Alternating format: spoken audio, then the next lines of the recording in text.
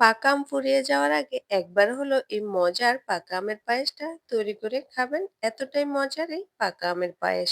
আসসালামু আলাইকুম এভরিওয়ান, কেমন আছেন সবাই? আশা করি অনেক ভালো আছেন। দেশে এবং দেশের বাইরে যে যেখান থেকে আমার ভিডিওটা দেখছেন সবাইকে এজে কিচেন চ্যানেলের তরফ থেকে স্বাগত।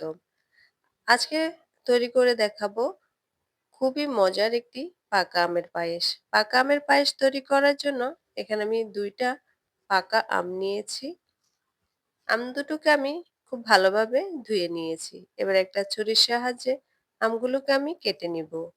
আমি এভাবে করে আম দুটো কেটে নিচ্ছি। আপনারা আপনাদের পছন্দ অনুযায়ী কেটে নিবেন।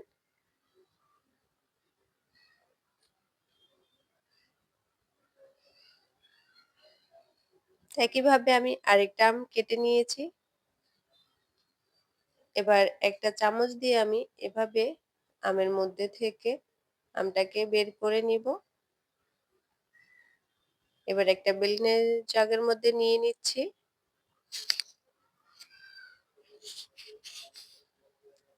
সম্পূর্ণ আমটাকে আমি এভাবে বেলনের জাগের মধ্যে নিয়ে নিব।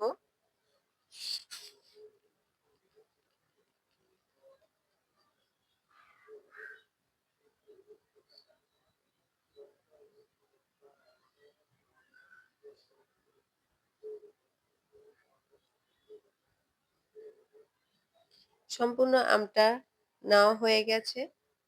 এবার এই আমটাকে আমি ব্লেন্ড করে নিব।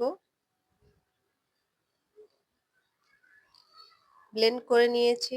দেখুন খুব সুন্দর একটা পিউরি তৈরি হয়েছে। এবার একটা বাটির মধ্যে নিয়ে নিচ্ছি।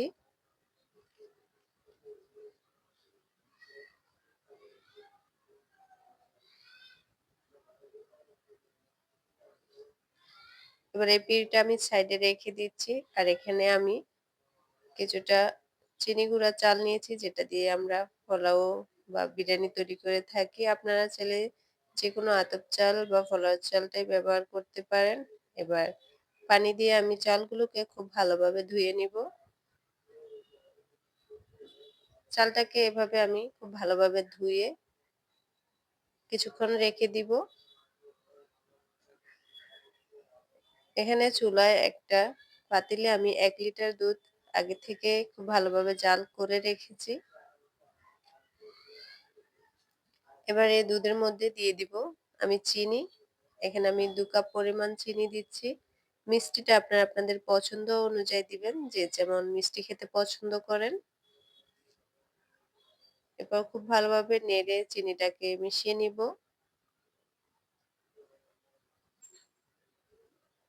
চিনিটা গলে যাওয়ার পর দিয়ে দিচ্ছি ধুয়ে রাখা চাউলগুলো।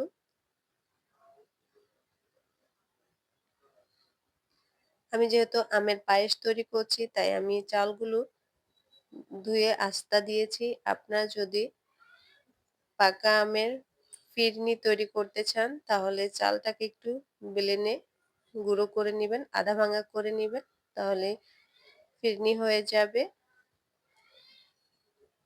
এভাবে কিছুক্ষণ রান্না করার পর চালটা ফুটে উঠেছে। তো আমাদের পায়েসটা প্রায় হয়ে এসেছে। এ পর্যায়ে আমি যে আমের পিউরিটা তৈরি করে রেখেছি সেই পিউরিটা দিয়ে দিব। আমগুলো যেহেতু প্রচুর মিষ্টি তাই আমি এভাবেই দিয়ে দিয়েছি। এরপর খুব ভালোভাবে মিশিয়ে নিয়েছি। এভাবে কিছুক্ষণ রান্না করে নামিয়ে নিব।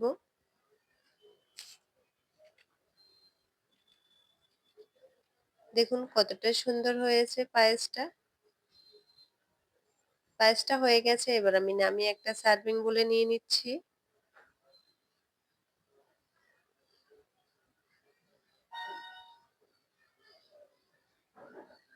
এবার উপর দিয়ে আমি কিছুটা বাদাম কুচি, পেস্তা বাদাম, কাজু বাদাম, কাঠবাদাম কুচি করে নিয়েছি এভাবে। এবার পায়েসের উপরে ছড়িয়ে দিব। এটা একটু সুন্দর দেখানোর জন্য দিচ্ছি। আপনারা চাইলে স্কিপ করতে পারেন। এরপর কিছু আম দিয়ে সাজিয়ে দিচ্ছি।